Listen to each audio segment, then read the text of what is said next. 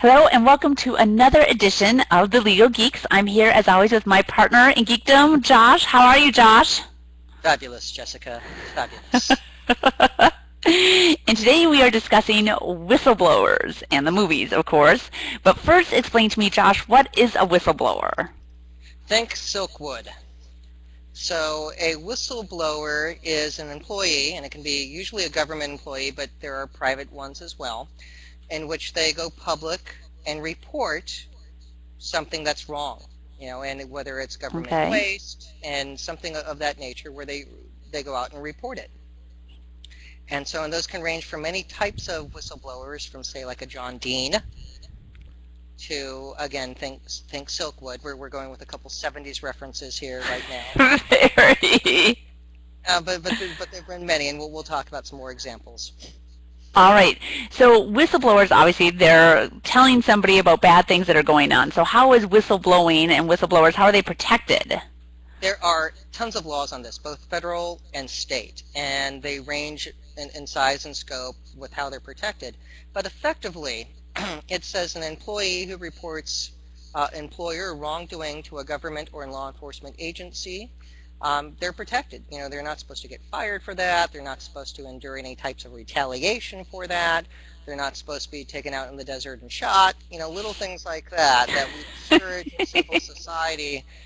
Finding out, well, the chemical company was just dumping everything into the lake. Like, we want people to report and say, like, hey, that's not okay. On the flip side, if the power company's out killing people, we want employees to feel safe coming forward to the government and saying, like, hey, management is wiping out all the children in the neighborhood. They want to have that type of protection to encourage reporting of unlawful activity. All right. So, mentioning Silkwood, let's talk about some of the movies that have whistleblowing in them.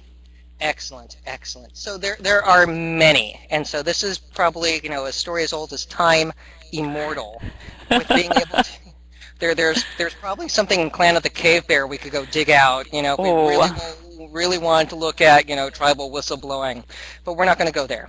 We're not going to play Mammoth Hunters. But we are going to look at LA Confidential has whistleblowing aspects to it. Blue Thunder definitely has whistleblowing actions to it. And of course, Browncoats Unite, Serenity has major whistleblowing attributes to it as well. All right, well, since you mentioned Blue Thunder, I have to take a moment and tell you that I was never a Blue Thunder fan. My brother was. I was an Airwolf fan, and I still love Airwolf to this day. I've taught my kids the intro music to it. I've shown them the part of the movie where Stringfellow Hawk, Jan Michael Vincent, would get that steely glint in his eye. The music would rise up, and then he would, like, blast somebody out of the sky, and it'd be so awesome, and I still love Airwolf to this day. So Airwolf always beats out Blue Thunder. Oh, and it did in the ratings, too, so that was part of the problem. After the movie, they did 11 episodes of Blue Thunder and started a very young Dana Carvey. Wow. Yes, and they only on for 11 episodes, and it used a lot of leftover footage from the movie and a few other things. But, it couldn't compete with Airwolf. And so, like, it was like literally the same season they came out, both networks with different helicopter. And I remember Airwolf, and we could do an Airwolf segment another time, but they switched main characters because there was an issue with, after they found the lead character's brother in Vietnam, that he gave up the helicopter or something like that. But this that's the whole. They changed networks and it all fell apart. And there's one that the actor then is one of those actors who's notorious for killing shows. And yeah, it was only Airwolf when Jan Michael Vincent was in it, and Ernest Borgnine too. That's where I first fell in love with him. So yes. And we can talk McHale's Navy another time. But let's go back to the whistleblowing. So what's problematic with the whistleblowing in the movies you mentioned? Blue Thunder, LA Confidential, and The Great Serenity. Well, let's start with Blue Thunder since we're on a helicopter theme, and we'll auto-rotate down through the issues. So when Roy Schneider, takes the helicopter on their first test flight, and they follow the evil Malcolm McDowell to the federal building, and they're listening in. Never mind, it's probably an unauthorized surveillance at that point, and there are problems with that. They're hearing feds talking about wiping people out and causing problems on the barrio, and they also killed a city councilwoman. So, like, those are all bad things. And he gets this all on tape. because of timing, there isn't time to report it. And that night, they murder, the co-pilot, and so that's bad mojo. So he has to steal the helicopter, and he directs his girlfriend to go and get the tape where his co-pilot hid the damning evidence, and then it's about getting the tape to the news channel so that way it can be broadcast, so that way they can go public, because you can't trust the government at this point because you have the police and everyone chasing him, and he's in a heavily armed helicopter. And that's awesome because, like, what male wouldn't like taking a giant killing machine for a spin? Well, two police helicopters crash, one shot down, and it's neat because Roy Schneider goes out of his way not to kill anyone. And so you never actually see the whistleblower kill anyone, but you do have a lot of property damage, and there's probably broken bones and lots of hospital stays for lots of people. But you take out two helicopters.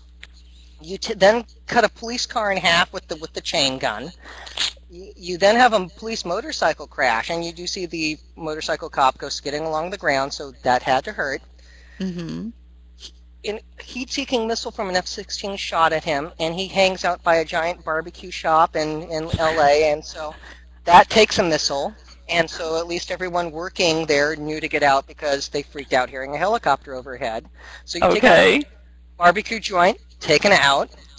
You then have a heat-seeking missile hit a side of a building in downtown Los Angeles, and you see it looked like 4 to 5 floors blow up. So again, problematic because there'd be lots of property damage when you have a building hit with a missile. He shoots down one of the F-16s, which again would mean it crashed in downtown LA. You then have, the bad guy in another military helicopter that's shot down. And then after stopping all the bad guys, the Blue Thunder's mission was to, supposed to be anti-terrorist type activities before the 1984 Olympics. But it was also designed to go out and take care of undesirables in the civilian population. And we generally don't have armed helicopters, so he lands it on a train track and a freight train hits it. So you have the freight train damaged and the helicopter destroyed. That's a lot of property damage. Now, you have greatness. You go from whistleblowing to necessity defense pretty quickly. So and that's just we started whistleblower, and then the pendulum swung, and we're now in necessity defense and self-defense. So that's everything there. Okay. LA Confidential is more complex than navigating the freeways in LA if you're not from there. You have issues with prostitution and blackmail and drugs and other vice. And it's basically, you have the chief of police who has taken over Mickey Cohen's organized crime network. And so you have some of the key parts of the police blackmailing people, executing people, and doing all these bad things. And so you have to cut through all the wrongdoing and all the executions and all the things going wrong in order to find out what the ultimate bad is. And then there's the big shootout where Russell Crowe and Guy Pearce take on James Cromwell, and it's cool. And then, the hero shoots the bad guy in the back before the other police officers get there. And while the DA who's being blackmailed and everyone else, they're talking about, well, what do we do? Because this is absolutely going to ruin us for decades. Because if you have that level of corruption and it's all exposed, what the hell do you do at that point? Because there's no coming back. No. So they decide, well, we'll have a cover-up. And so, Nice. And so it's very Machiavellian at that point when you have a big cover-up, and the bad guy will make him out to look like a hero, and the good guy who shot the bad guy in the back will also make him look like a hero. And so you have what should be whistleblowing, but from a Machiavellian, we still have to lead the people. We're just going to sweep this under the rug. We're just going to take it bygones. Just walk away. You're not the droids you were looking for. Yes, it's basically, we'll do a big PR campaign instead. And so that has real whistleblowing aspects to it, but instead of whistleblowing, it's a cover-up. Now, Serenity, brown coats, let's represent, everyone aims to misbehave. But this is fun because it's different, because it's in space, and we won't rehash the entire wonderful half season of Firefly. But when we look at the movie Serenity, we have River Tam and what she endured and the knowledge that she had about what happened on planet Miranda, where Parliament experimented on the entire population and killed 30 million people. And so the story focuses on pure whistleblowing at that point. We want to get this out, so that's why they go to mystery to broadcast that across the entire verse about what happened on Miranda. And so it is whistleblowing in the purest sense. Now, what is unknown, because the Parliament is not like a pure version of the American government, it's a hybrid with the Chinese government. And then being in space for 500 years, and the amount of time that it took to colonize. So it's unknown if they had anything like whistleblowing statutes because of the changes that they had in the journey across the stars. However, it is a pure whistleblowing story. Now, granted, as with any sci-fi, if you actually made it like a legal story with them, reporting it, and that would be kind of boring. So there has to be spaceships and fighting and using reavers against the Alliance, because if not, it'd be very boring. However, what's the point? At its core, it's a whistleblowing story. Cool. Indeed, and lots of people die. Yeah, as always, in any Joss universe. But River can kick behind her head, so we got to see that. All right, well, on that note, we've learned a lot about whistleblowing and these movies. I am now going to go watch the entire run. I think it's only the first 2 or 3 seasons, the CBS run of Airwolf now, because, once they actually find the brother and everything changes, it's ruined. So I want to go see Jan Michael Vincent and his tortured self up in his beautiful mountain cabin. Chase your dreams, Jessica. Chase your dreams. And America, stay geeky, my friends. Stay geeky. Bye, everyone.